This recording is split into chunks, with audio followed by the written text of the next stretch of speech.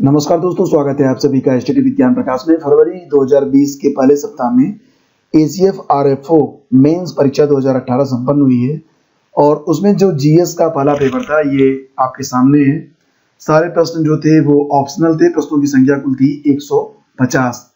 तो ये जो प्रश्न है बहुत ही इंपॉर्टेंट है और for all the upcoming exams of UPPSC like as block education officer और समीक्षा अधिकारी, सहायक समीक्षा अधिकारी, यूपीपीसीएस 2020 की प्रारंभिक परीक्षा के लिए वीडियो बहुत इंपॉर्टेंट है, क्योंकि इससे आपको पैटर्न देखने को मिलेगा, समझने को मिलेगा और बहुत सारे ऐसे प्रश्न हैं जो कि हो सकता है रिपीट भी हो जाएं। तो इसलिए कुल 150 प्रश्न सभी बहुत इंपॉर्टेंट होंगे और वीडियो को आपको पूरा देखना चाहिए, बिल्कुल भी इसे स्किप नहीं करना चाहिए।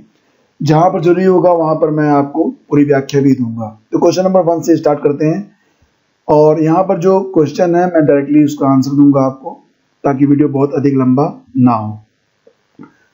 संयुक्त राष्ट्र के आकलन के अनुसार 2050 तक विश्व जनसंख्या का कितना प्रतिशत नगरों में निवास करेगी, ये क्वेश्चन पूछा गया था और इसका सही जवाब है 68%, यानी कि विकल्प सी। मैं नहीं समझता कि कोई ब्रिटिश राज के प्रति वफादार रहते हुए भी भारत की सेवा ईमानदारी से हृदय व आत्मा के साथ कर सकता है। यह कथन अप्रैल 1921 में किसके द्वारा कहा गया? तो देखिए, ये जो कथन है वो सुभाष चंद्र बोस का है और ये बात उन्होंने कही थी महात्मा गांधी के लिए। तो विकल्प डी यहाँ पर सही आंसर होगा। देखिए, जो पहले से ठीक है उस पर आप लोग ध्यान मत दीजिएगा, जो मैं सही आंसर होगा वो मैं आपको बता दूंगा। उसके बाद है क्वेश्चन नंबर 3। संयुक्त राष्ट्र के जून 2019 के आकलन के अनुसार किस वर्ष में चीन की जनसंख्या से भारत की जनसंख्या अधिक हो जाएगी? तो ऐसा होगा कब? 2027 में। ठीक है, तो यानी कि विकल्प बी यहाँ पर सही आंसर होगा। उसके बाद सर सैयद अहमद खान के बारे में निम्न में से कौन सा या कौन से कथन सत्य हैं? तो उनका जन्म 1817 में नई दिल्ली में हुआ था, ये बिल्कुल सही है। उन्होंने कुरान पर टीका लिखी और विज्ञान को बढ़ावा दिया, ये भी सही, यानी कि विकल्प सी यहाँ पर सही है, 1 और 2 दोनों। उसके बाद है अगला प्रश्न, भारत में स्वतंत्रता प्राप्ति के बाद किस जनगणना वर्ष में जनसंख्या वृद्धि दर सबसे कम थी?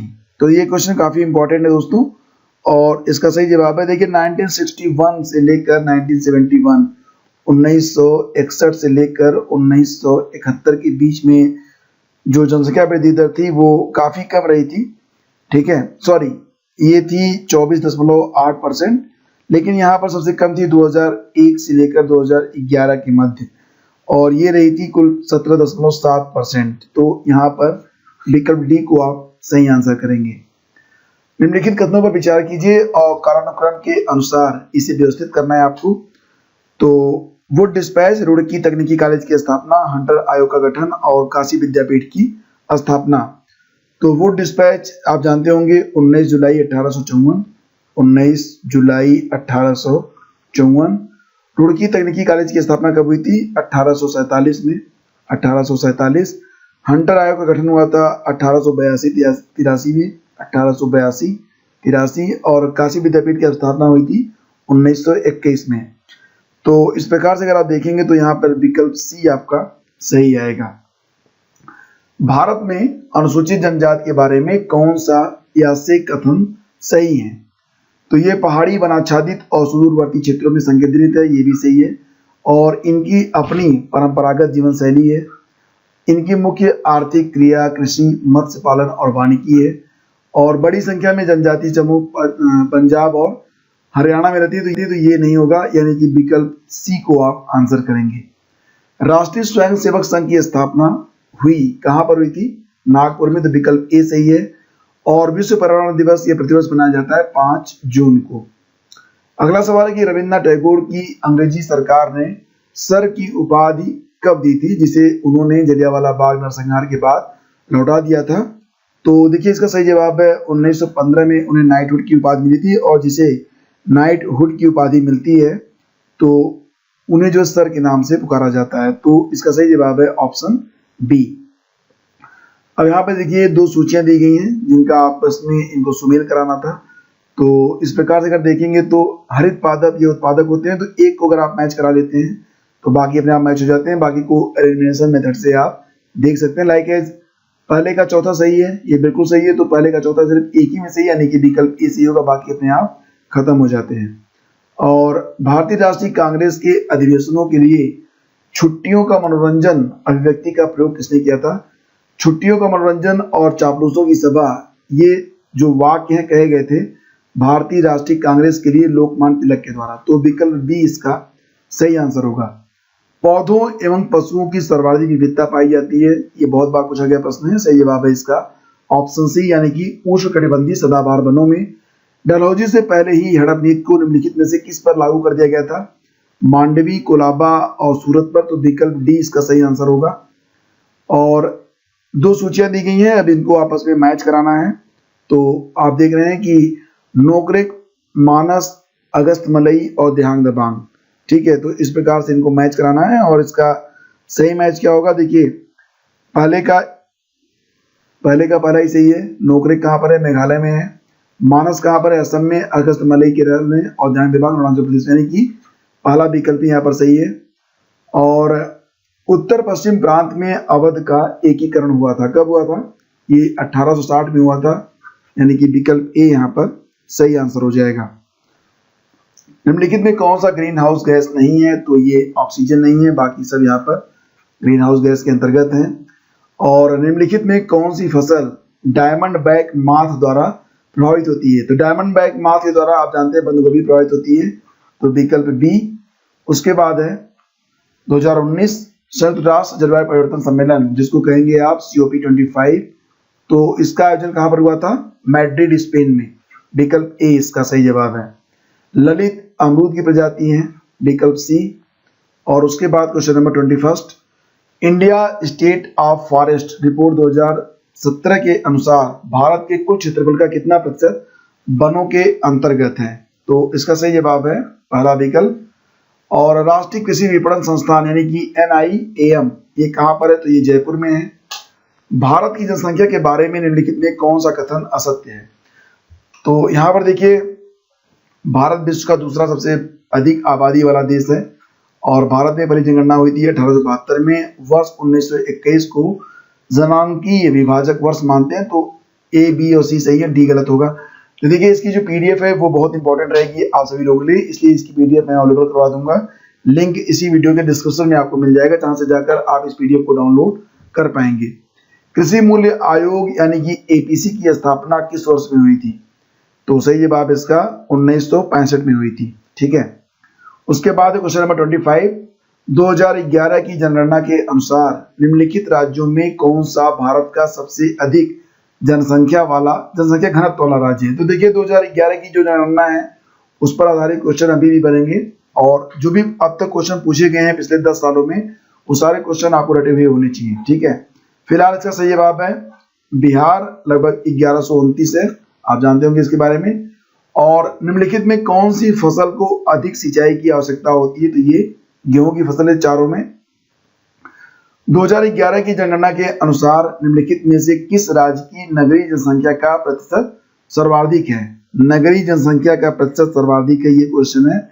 और मिजोरम, तमिलनाडु, महाराष्ट्र और गोवा में, तो आप जानते हैं कि गोवा में सबसे अधिक नगरीकरण हुआ है, तो विकल्प सी इसका सही आंसर हो जाएगा, ठीक है।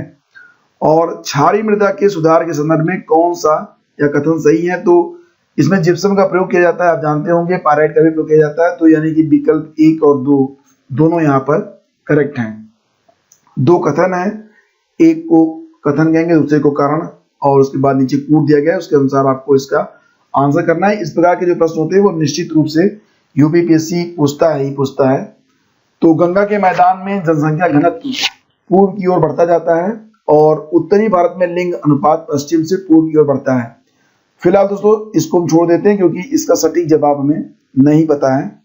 और 12 पूसा एक प्रजाति किसकी है?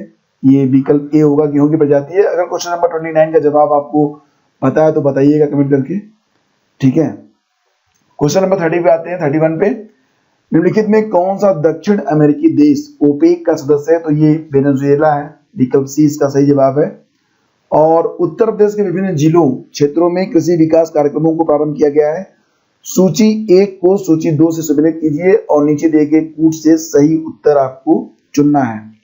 जैविक खेती को विकसित करना, किसान बाजार की स्थापना, तिल प्रसंस्करण संयंत्र और भूमि सेना योजना। तो यहाँ पर आप जानते हैं कि जैविक खेती को विकसित करना ये बुंदेलखंड में शुरू किया गया है।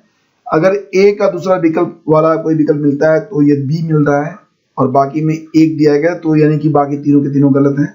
तो इसी से एलिमिनेशन मेथड से इसका आंसर पता कर लेंगे और ये होगा विकल्प बी। ठीक है, तो जैविक खेती को विकसित करना ये बुंदेलखंड में है और बी का होगा किसान बाजार की स्थापना, ये हमीरपुर में किया गया है। और सी का चौथा तिल प्रसंस्करण संयंत्र कहाँ पर है, बहराइच में, और भूमि सेना योजना ये बिजनौर में शुरू की गई है। संसार की सबसे बड़ी नदी बेसिन कौन सी है, तो इसका जवाब आपको पता है, ये अमेजन बेसिन है। भारत में जिन व्यवसायों का कारोबार रुपए 75 करोड़ से अधिक लेकिन रुपए 250 करोड़ रुपए तक है, उन्हें जाना जाता है। तो देखिए, अब जो टर्नओवर होता है उसके हिसाब से ये तय किया जाता है। ठीक है, मीडियम है, स्मॉल है, जो भी उद्योग है उसके बारे में।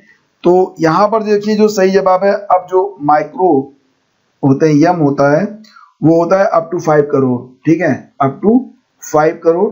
उसके बाद आता है स्मॉल, मीडियम के बाद आता है क्या, माइक्रो। ये माइक्रो हो गया, ये स्मॉल हो गया।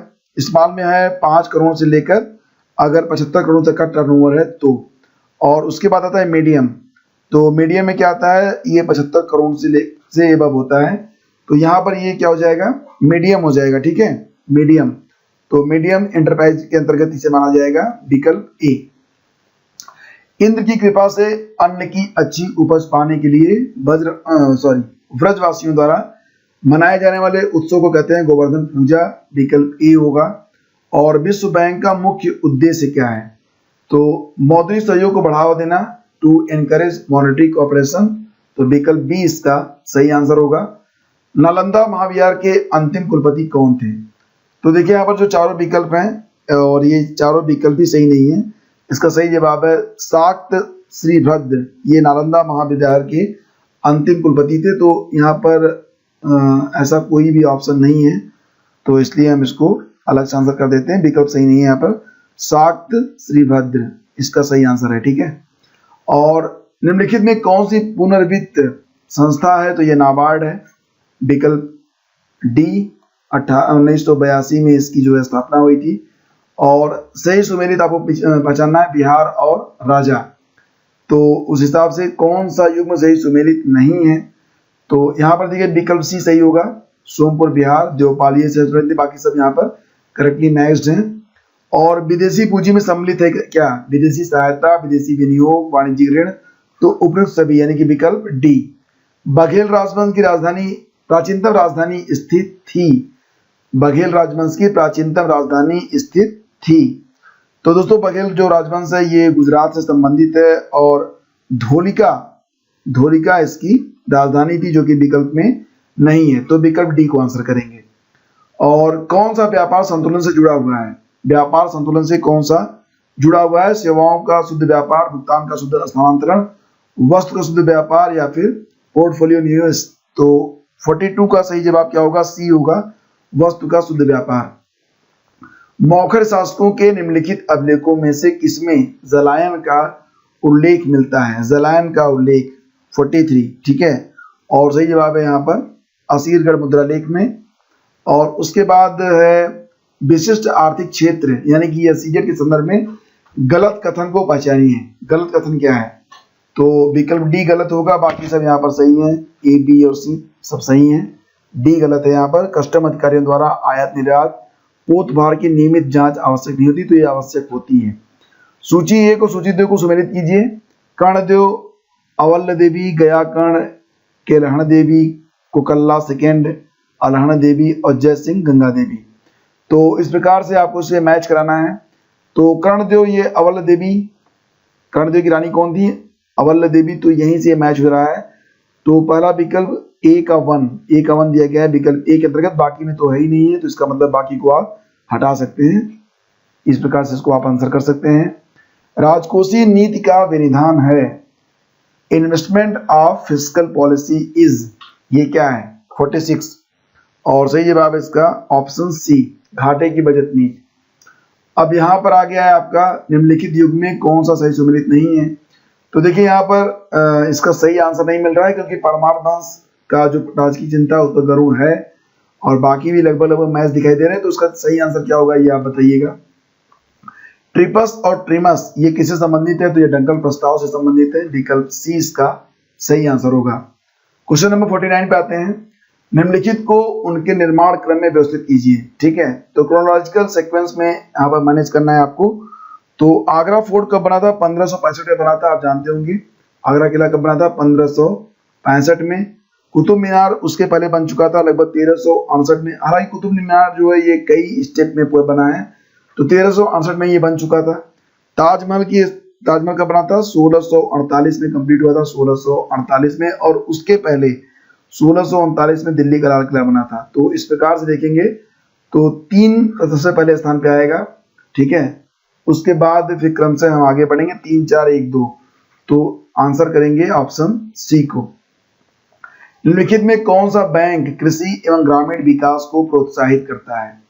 तो बहुत ही सरल प्रश्न है। कुछ प्रश्न बहुत ही सरल थे, कुछ प्रश्न बहुत ही डिफिकल्ट थे, और निश्चित रूप से कुछ प्रश्न इस प्रकार के बनाए जाते हैं जो कि मतलब उसका आंसर तो मुश्किल से ही कोई दे पाएगा। दिल्ली सल्तनत द्वारा किस भाषा को संरक्षण दिया गया था?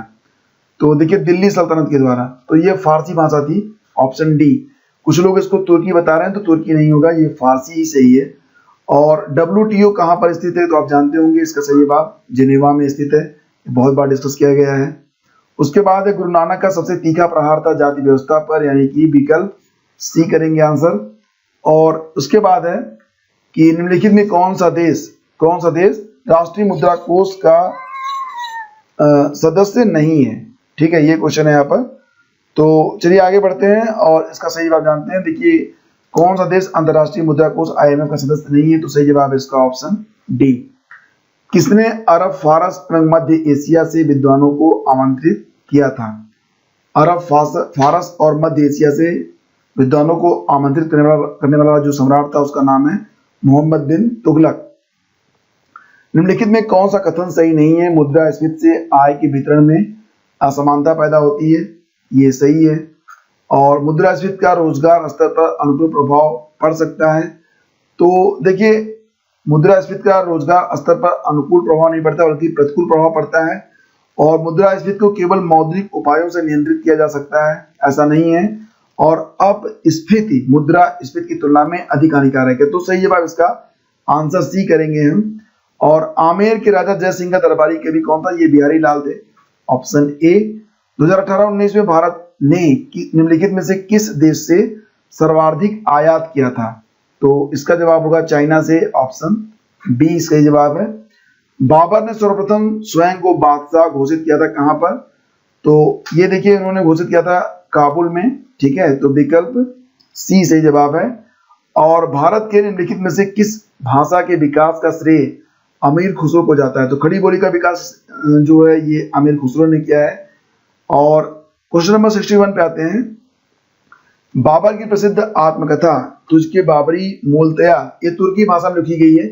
ठीक है, तो ऑप्शन ए। और उत्तर प्रदेश के निम्नलिखित विश्वविद्यालयों में से कौन सा प्राचीनतम विश्वविद्यालय है? प्राचीनतम तो है इलाहाबाद विश्वविद्यालय, इलाहाबाद। ठीक है, उसके बाद है निम्नलिखित में कौन सा सही सुमेलित है? मतलब एक युग्म है जो कि सही सुमेलित है, और ये है ऑप्शन डी, नमक सत्याग्रह, सविनय अवज्ञा आंदोलन। निम्नलिखित में उत्तर प्रदेश की कौन सी प्रसिद्ध लोक रंगमंच विधा यूनेस्को की अमूर्त धरोहर सूची में सूचीबद्ध है? तो ये रामलीला है, विकल्प ए। सिपाही विद्रोह यानी कि सिपाही unity in 1857 who was the viceroy of India? तो ये लॉर्ड कैनिंग है, विकल्प बी। और उत्तर प्रदेश के तराई क्षेत्र में निम्नलिखित में कौन सी अनुसूचित जनजाति पाई जाती है? अनुसूचित जनजाति के बारे में बात यहाँ पर हो रही है। एक्चुअली में ये जनजाति है थारू, तो इसका नाम यहाँ पर नहीं है, तो दूसरे स्थान पर रखेंगे गोंड को। ठीक है, 8 अगस्त 1940 को डोमिनियन स्टेट्स का वादा करते हुए अगस्त प्रस्ताव किसने किया? 67। ठीक है, और इसका सही जवाब क्या होगा? देखिए, सही जवाब इसका ऑप्शन बी, ये लेनलिथिगो ने किया था ये। और निम्नलिखित में कौन सा उत्तर प्रदेश का लोक नृत्य नहीं है? तो मुरिया, ये मुरिया कहाँ से जुड़ा हुआ है? ये छत्तीसगढ़ से जुड़ा हुआ है। ठीक है, बाकी जो फोक डांस है वो कहाँ के हैं? यूपी के हैं। भारत में साइमन कमीशन का बहिष्कार किया गया, उसका आधार पूछा गया है। तो ये जो कमीशन था वो भारतीयों के लिए था, लेकिन इसमें कोई भी भारतीय नहीं था, इसलिए तो विकल्प बी, इसके सारे सदस्य गोरे अंग्रेज थे, इसलिए इसका बहिष्कार किया गया था। उत्तर प्रदेश के किस नगर में कृत्रिम अंग बनते हैं? तो ये नगर है कानपुर। सूची को यहाँ पर मैच कराना था। सुरेंद्र बनर्जी इंडियन एसोसिएशन, इसी प्रकार से। तो यहाँ पर देखिए दो विकल्प यहाँ पर मैच हो रहे थे 71 में, ठीक है। तो यहाँ पर सही जवाब इसका बनेगा कौन सा? विकल्प बी सही होगा। ए का तीसरा Surendra Banerjee Indian association, justice Ranade Poona सर्वोच्च सभा। उसके बाद आता है फिरोज शाह मेहता, तो ये संबंधित है बॉम्बे प्रेसिडेंसी एसोसिएशन से। और उसके बाद तो इस प्रकार से यहाँ पर विकल्प बी आपका जो है वो करेक्टली मैच्ड है, ठीक है। और शेखा झील के नाम से एक नया राष्ट्रीय पक्षी विहार का विकास ये अलीगढ़ में किया जा रहा है, यानी कि विकल्प सी। सूची 1 और सूची 2 को सम्मिलित कीजिए। व्यक्तित्व और समाचार पत्र, तो 73 और इसका सही जवाब होगा पहले का चौथा ईश्वरचंद्र विद्यासागर से संबंधित कौन सा है? सोम प्रकाश। बी का पहला वाला होगा घोष ब्रदर्स द्वारा अमृत बाजार पत्रिका। सी का दूसरा वाला होगा द केसरी, और इसी प्रकार से। तो विकल्प बी को आप सही आंसर करेंगे, ठीक है। तो देखिए इस प्रकार के भी प्रश्न पूछे जा रहे हैं, जिस प्रकार के प्रश्न बहुत ही हल्के में लोग लेते हैं, लेकिन ये उलझाऊ प्रश्न होते हैं। इसलिए आपको एक पैटर्न को देख लेना है कि किस प्रकार के पैटर्न पर क्वेश्चन पूछे गए हैं, और संबंधित जो प्रश्न हैं उसको आप लोग अच्छे से देखते रहिए। उत्तर प्रदेश का कौन सा जनपद लुगदी, कागज और गत्ते के उत्पादन के लिए प्रसिद्ध है? यानी कि जो अलग अलग जनपद में अलग अलग उत्पादन होता है उसके बारे में भी आपको पता होना चाहिए। कम से कम मुख्य जो उत्पाद है उसके बारे में तो आपको पता ही होना चाहिए। 74 का सही जवाब है यहाँ पर बिजनौर। अच्छा, आप लोग जिस भी जिले से हैं, जो वन डिस्ट्रिक्ट वन प्रोडक्ट के अंतर्गत जो आपका जिला है वह किस उत्पाद के लिए चुना गया है, ये कमेंट करके आप हमें बताइए। अगर आपको पता नहीं है तो पता कीजिए, क्योंकि ये बहुत इंपॉर्टेंट रहेगा, ठीक है। और बाकी के लोग एक दूसरे के जो आंसर होंगे उसको रिव्यू करेंगे तो उनको याद भी हो जाएगा। 18वीं सदी के अंत में भारत में अंग्रेजी भाषा शिक्षण व्यवस्था हेतु स्कूलों की श्रृंखला निर्माण हेतु विचार करने वाले प्रथम व्यक्ति थे चार्ल्स ग्रांट। तो विकल्प ए इसका सही आंसर है। और निम्नलिखित युग्मों में कौन सा सही सुमेलित नहीं है? कौन सा सही सुमेलित नहीं है? तो देखिए यहाँ पर जो भगवती चरण वर्मा है इनका संबंध उन्नाव से है, महादेवी वर्मा का फर्रुखाबाद से, यशपाल का फिरोजपुर छावनी से। ये वाराणसी से नहीं संबंधित है, बल्कि ये बलिया से संबंधित है, ठीक है। केदारनाथ सिंह कहाँ से संबंधित है? ये बलिया से संबंधित है, ठीक है। बलिया में एक चकिया नाम का स्थान है, वहां पर इनका जन्म हुआ था। किस शैक्षणिक संस्थान ने पहली बार इंडियन ब्रेन एटलस तैयार किया है? तो ये IIT हैदराबाद है। गेहूं में बौनेपन के लिए जीन कौन सा है? तो ये नोरिन 10 है, ठीक है। बौनेपन की जो जीन है वो है नोरिन 10। महाराष्ट्र के मुख्यमंत्री के सरकारी निवास का नाम क्या है? देखिए इस प्रकार के भी प्रश्न पूछे जा रहे हैं, बहुत ही बेसिक लेवल के क्वेश्चन है ये, और सही जवाब इसका वर्षा, ठीक है, वर्षा। और वर्ष 2018-19 में उत्तर प्रदेश राज्य से संबंधित निम्न कथनों पर विचार कीजिए। गन्ना उत्पादन में देश में प्रथम, आलू उत्पादन में प्रथम, देश का सर्वाधिक गेहूं उत्पादक प्रथम। यानी कि विकल्प 1, 2, 3 सही है, और ऑप्शन बी को आप आंसर करेंगे। 66वें राष्ट्रीय फिल्म पुरस्कार समारोह में निम्नलिखित में किसको दादा साहब फाल्के पुरस्कार दिया गया? तो ये अमिताभ बच्चन है, 2019 में पुरस्कार दिया गया था। उत्तर प्रदेश में मॉडर्न कोच फैक्ट्री कहां पर स्थित है? 82। और इसका सही जवाब है देखिए यहाँ पर रायबरेली, विकल्प बी। और कौन सा वित्त वर्ष 2018-19 में भारत को सर्वाधिक कच्चे तेल की आपूर्ति करता था? तो देशों में कौन सा वित्त वर्ष 2018-19 में सर्वाधिक कच्चे तेल की आपूर्ति करता था? तो ये सही जवाब है इसका ऑप्शन डी, यानी कि इराक, ठीक है। और उत्तर प्रदेश में स्वाधीनता आंदोलन के समय ही एक अन्य एका बृहद जन आंदोलन प्रारंभ हुआ, जिसका नेतृत्व किसने किया था? ये था मदारी पासी, ठीक है। तो विकल्प डी। एक दिवसीय अंतरराष्ट्रीय क्रिकेट में 2 हैट्रिक लेने वाला पहला भारतीय गेंदबाज। अब 85 का सही जवाब क्या होगा? देखिए इसका सही जवाब है कुलदीप यादव, ठीक है, ऑप्शन बी। तो देखिए यहाँ पर जो पहले से टिक लगा हुआ है, तो उसमें बहुत सारे सही भी हैं और कुछ गलत भी हैं। तो जो मैं बता रहा हूँ उस पर आप लोग ध्यान दीजिएगा, ठीक है। निम्नलिखित में कौन सा उत्तर प्रदेश का परंपरागत संगीत नहीं है? परंपरागत संगीत नहीं है। तो ये कालबेलिया है। अच्छा, कालबेलिया कहाँ का है ये बताइए आप लोग, कालबेलिया का संबंध कहाँ से है? रणजी ट्रॉफी क्रिकेट टूर्नामेंट में 85 वर्ष के इतिहास में पहली बार कौन सी टीम 2019 में फॉलो ऑन के बाद भी मैच में विजयी हुई?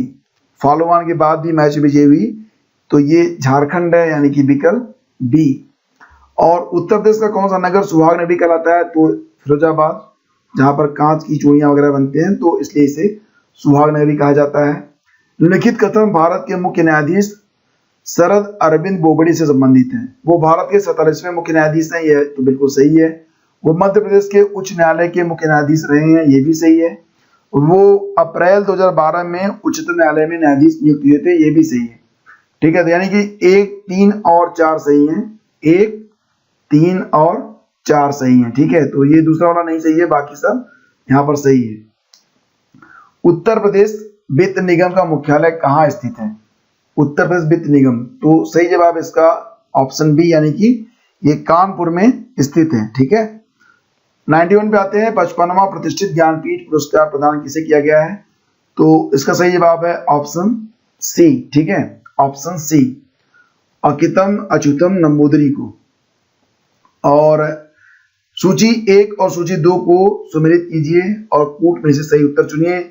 तो दादरी मेला ये संबंधित है बलिया से, नौचंडी मेला ये संबंधित है मेरठ से, पचकुइया मेला ये कहाँ पर लगता है? झांसी से।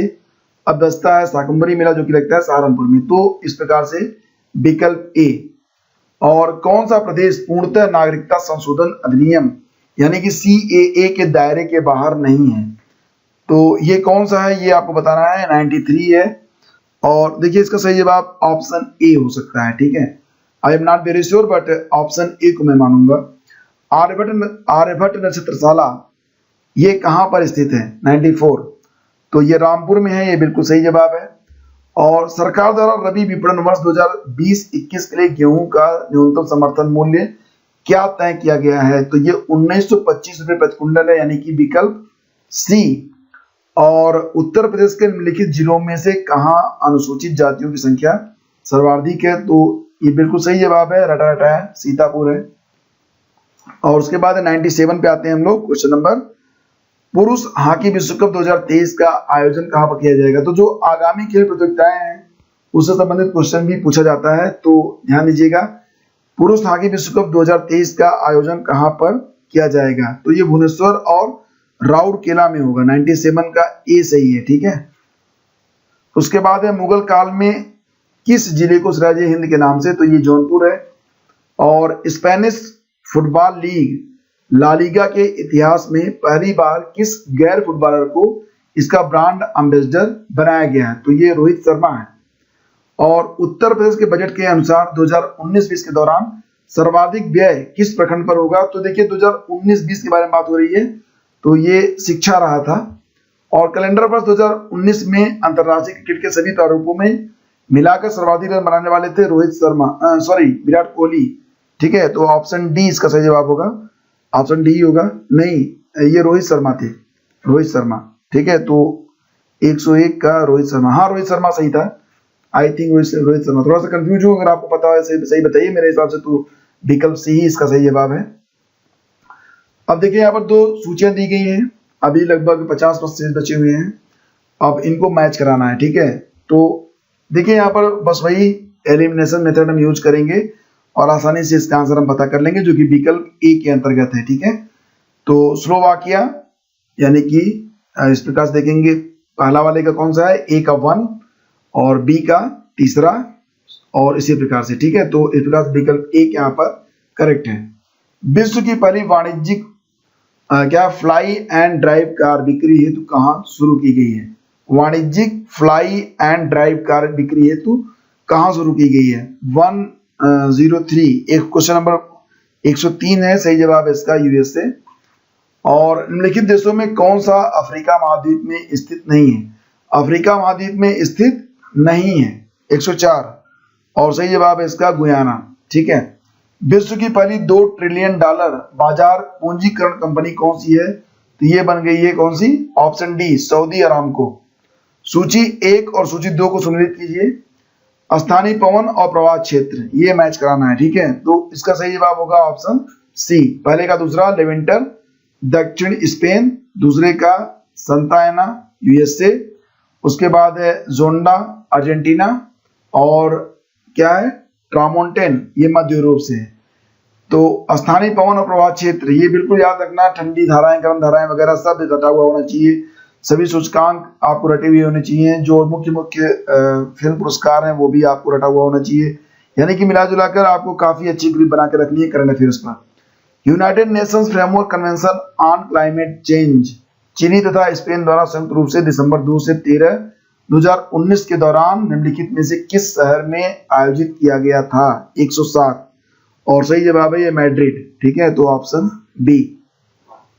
कथन और कारण है भूमध्य सागरीय जलवायु के प्रदेशों में जाड़े के महीनों में वर्षा होती है, भूमध्य सागरीय जलवायु के प्रदेश गर्मी के महीनों में गर्म शुष्क स्थलीय हवाओं के प्रभाव में रहते हैं। तो मैं आई थिंक ये बी विकल्प सही होगा, दोनों सही है, लेकिन कथन और कारण जो है वो संबंधित नहीं है। वह संगठन जिसने डिजिटल साक्षरता बढ़ाने के लिए महिला एवं बाल विकास मंत्रालय के साथ मिलकर काम करना है, तो ये फेसबुक है, यानी कि विकल्प सी सही जवाब है। और कौन सा श्वेत नील और नीली नील नदियों के संगम पर अवस्थित है? तो ये है आपका खार्तूम, विकल्प ए। भारत के राष्ट्रपति रामनाथ कोविंद को राष्ट्र का सर्वोच्च सम्मान कांडोर दी लास एंडीज एन एल ग्रेडो दी मैन कॉलर, तो ये दिया गया है बोलीविया के द्वारा, विकल्प सी होगा इसका सही जवाब। और उसके बाद क्वेश्चन नंबर 112, निम्नलिखित महासागरीय धाराओं में कौन सी ठंडी धारा है? तो जैसा कि मैंने आपको बताया था कि ठंडी और गर्म धाराएं बिल्कुल रटा हुआ होना चाहिए आपको, और ये है क्यूराइल धारा। भारत को MK-45 नौसैनिक बंदूकों और संबंधित उपकरणों की अनुमोदित बिक्री जिसकी अनुमानित लागत कितनी है? $1 बिलियन देने वाला देश कौन सा है? तो ये रूस है, विकल्प डी। कौन सा सही सुमेलित नहीं है? तेल क्षेत्र और देश, कौन सा सही सुमेलित नहीं है? 114वां क्वेश्चन है और सही जवाब इसका लाली, ये नहीं मैच है, बाकी सब यहाँ पर मैच है। जोंजीबिनी टुंजी जो कि मिस यूनिवर्स 2019 की, ये किस देश की है? ये क्वेश्चन बहुत बार रिपीट हो रहा है यार, तो सही जवाब इसका दक्षिण अफ्रीका, याद रखना है इसको, ये मैं देख रहा हूँ कई सारी परीक्षाओं में पूछा गया है कि किस देश की है।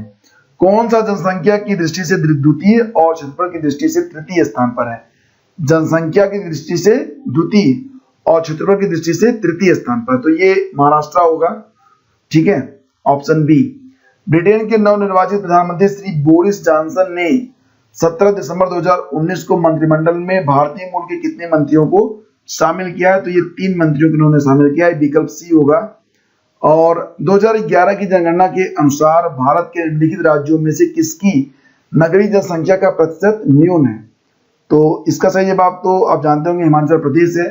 और 9 दिसंबर 2019 को वाडा द्वारा 4 वर्षों का प्रतिबंध घोषित करने के बाद किस देश के एथलीट 2020 टोक्यो ओलंपिक में भाग नहीं ले पाएंगे?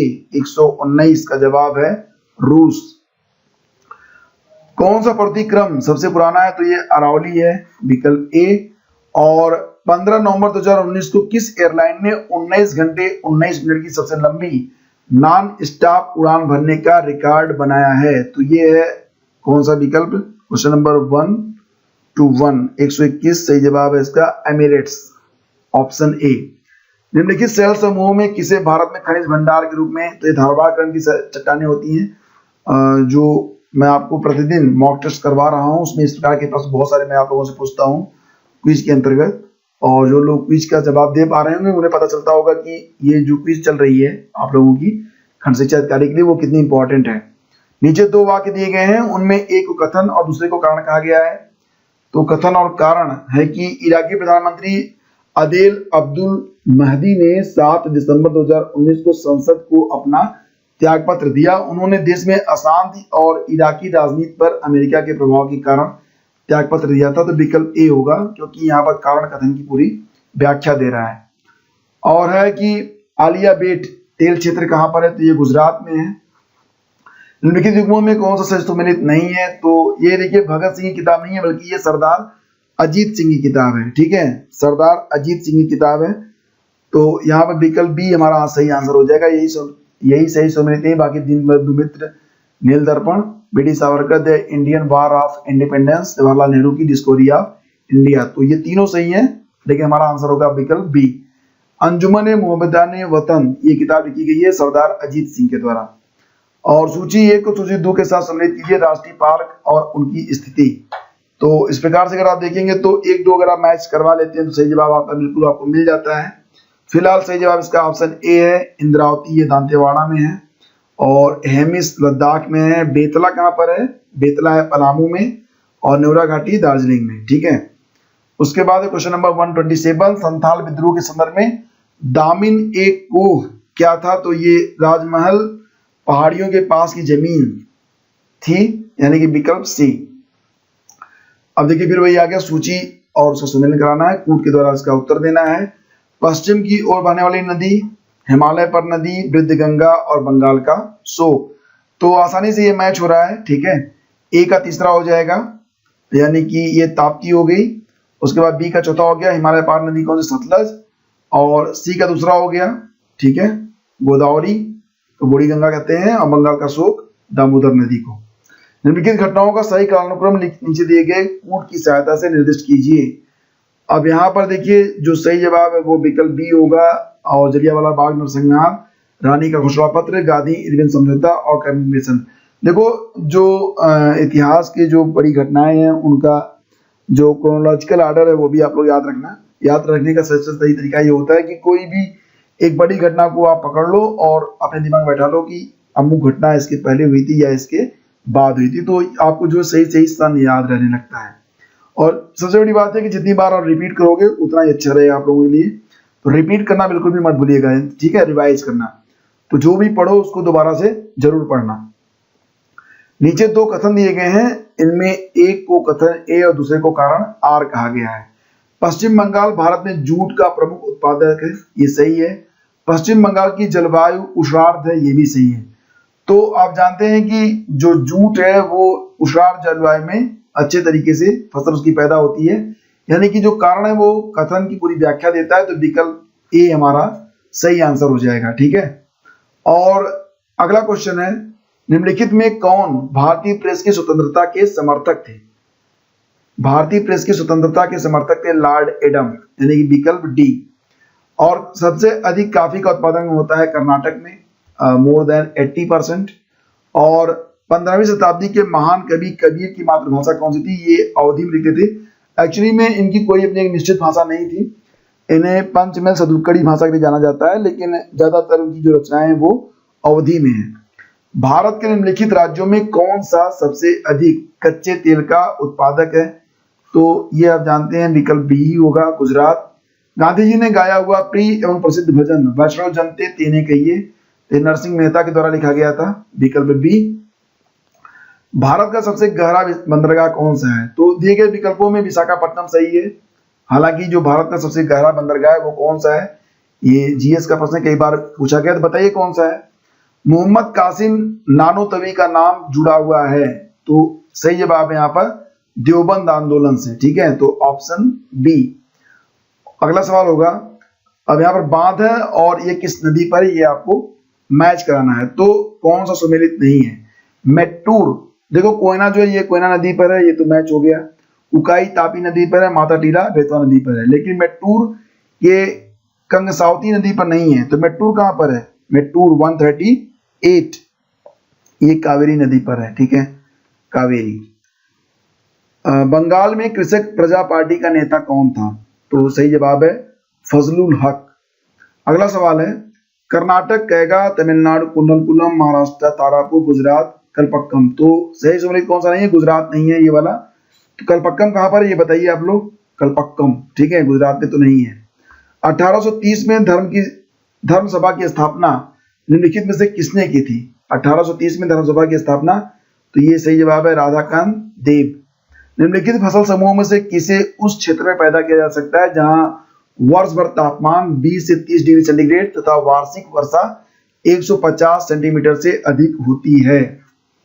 तो ये रबर, चावल और जूट की फसल है। और विश्व प्रसिद्ध कोहिनूर हीरा रंजीत सिंह को किससे प्राप्त हुआ था? तो ये प्राप्त हुआ था उन्हें शाह शुजा से। 2001 से 2011 दशक के मध्य भारतीय कुल नगरीय जनसंख्या में वृद्धि दर कितनी थी? तो ये 31.80 थी। विकल्प सी। राजा राम मोहन राय के सामाजिक आर्थिक विचारों का विरोध करने के लिए निम्नलिखित में किसका प्रकाशन शुरू हुआ था? तो ये विकल्प भी होगा, चंद्रिका का प्रकाशन हुआ था। भारत में जनगणना कस्बा के लिए परिभाषा में निम्नलिखित में से कौन सा या कौन से सम्मिलित हैं? तो 146 का सही जवाब आपको देना है, नीचे कोड दिए गए हैं उसके अनुसार 146, और सही जवाब है इसका 1 और 2।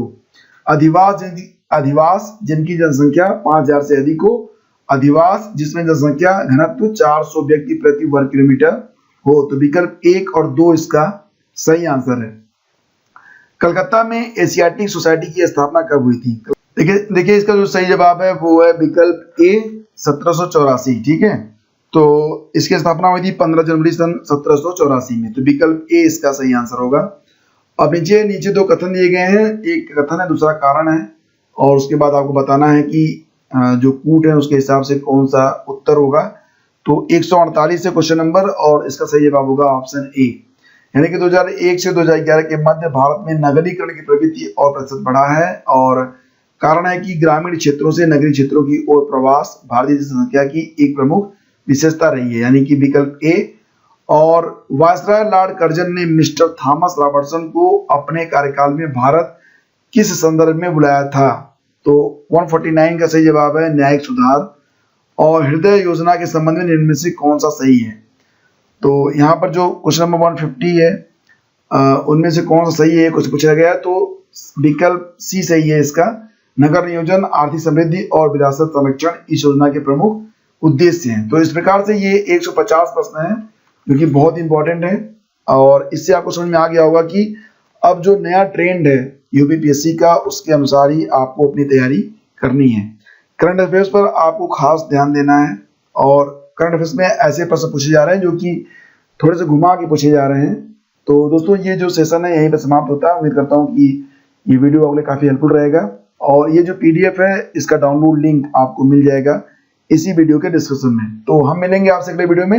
अगर आपको ये वीडियो पसंद आए तो इसे लाइक और शेयर कर दीजिएगा। अगर किसी प्रश्न के उत्तर में आपको कोई कंफ्यूजन है तो आप कमेंट करके हमें बता सकते हैं, उसे मैं डिस्क्रिप्शन बॉक्स में सही कर दूंगा। Thank you so much, have a great day. जय हिंद।